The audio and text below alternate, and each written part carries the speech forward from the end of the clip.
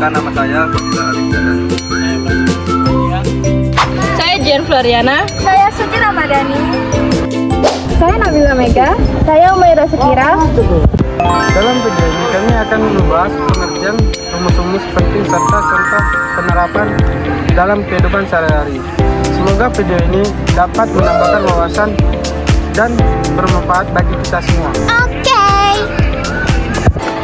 Nah, kami akan menjelaskan mulai dari pengertian yang akan dijelaskan oleh teman kami, Nabila Mega dan Suci Ramadhani. Nah, di dalam dinamika rotasi itu terdapat rotasi dan translasi. Jadi, apa sih rotasi itu? Rotasi adalah perputaran benda pada suatu sudut yang tetap. Misalnya, perputaran batu pada poros atau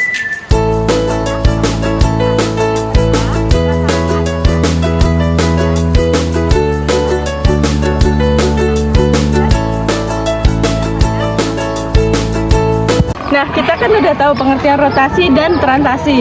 Sekarang kita masuk ke pengertian dinamika rotasi. Apa sih dinamika rotasi itu?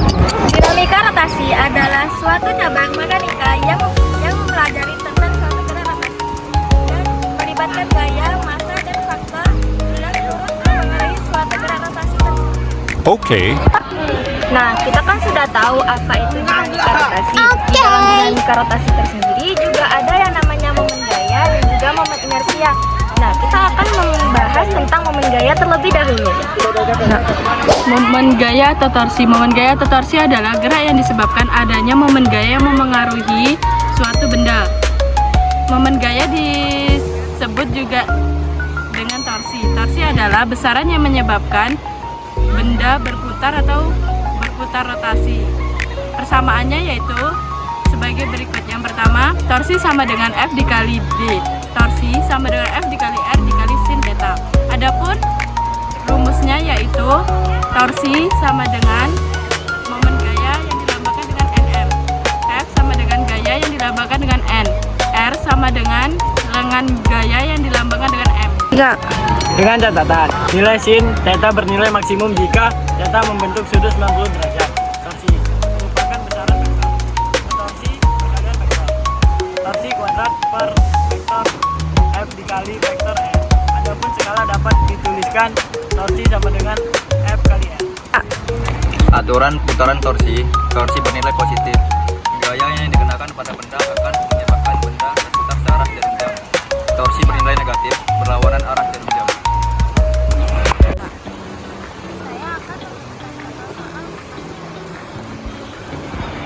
Soalnya, jika titik A adalah poros batang AB, tentukan momen gaya yang terjadi.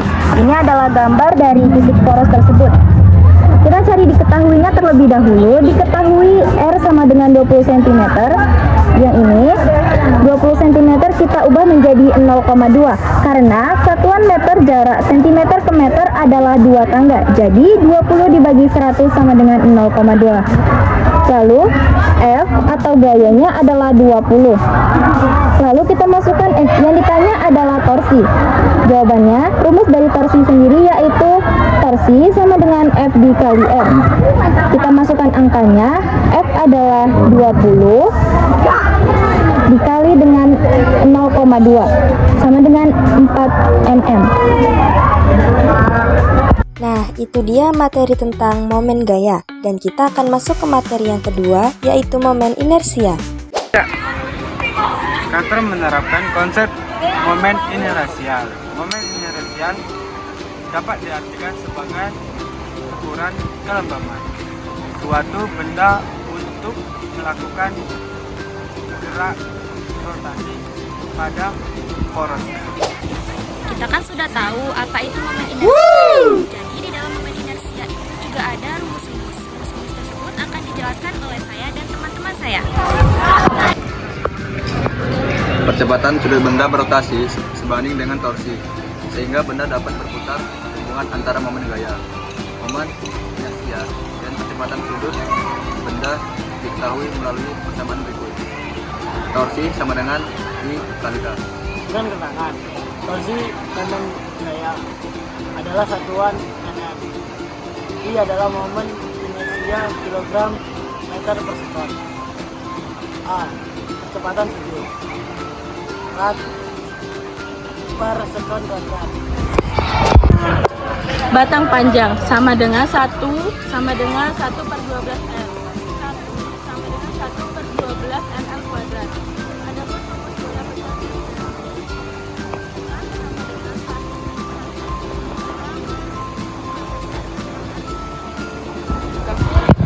Letak sumbu di pusat 1 sama dengan 1 per 2 meter buka kurung L kuadrat ditambah 2 kuadrat.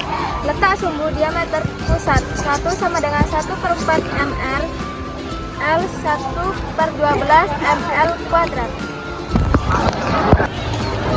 Silinder pada jari-jari, letak sumbu di pusat 1 sama dengan setengah ml kuadrat. Cincin-cincin jari-jari R dan T lebar W. Letak diameter 1 sama dengan 1 per 12 M kurung R kuadrat tambah W kuadrat.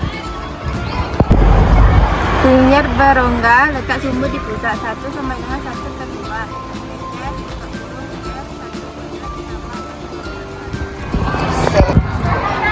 Batang panjang, letak sumbu di sudut batang dengan rumus 1 sama dengan 1 per 3 ml kuadrat.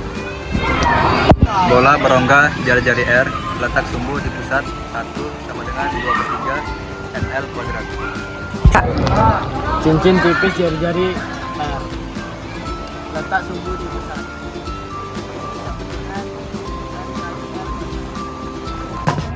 Baik, saya di sini akan menjelaskan contoh soal. Di sini ada contoh soal batang panjang.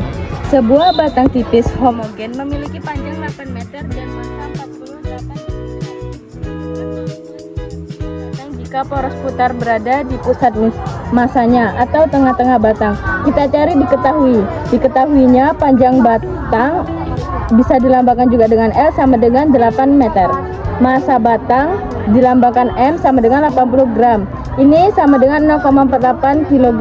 Kita ubah massa ke satuan kilo, yaitu 480 dibagi 1000 kg sama dengan 0,48. Yang ditanya momen inersia. Jawab I, kita masukkan rumus dulu. I sama dengan 1 dibagi 12 ml kuadrat. Yang dimana 1 sama dengan 1 dibagi 12 dikali M dikali L kuadrat. 1 sama dengan 12 dikali 0,48 kg dikali 8 meter kuadrat. 1 dibagi 12 kali 0,48 dikali 64. Dapat 64 dari 8 dikuadratkan 2. Sama dengan 1 bagi 12 dikali 30,72. 1 sama dengan 2,5 kg meter kuadrat. Jadi momen inersia 1 yaitu 2,56 kg meter kuadrat. Baik, di sini saya akan menjelaskan contoh soal bola pejal jari-jari. Di sini ada soal sebuah bola pejal memiliki massa 10 kg dan jari-jari sama dengan 0,5 meter. Tentukan momen inersia bola pejal tersebut jika sumbu putarnya berada tepat di tengahnya. Kita cari diketahui massa bolanya dilambangkan M sama dengan 10. Jari-jari bola R sama dengan 0,5 M.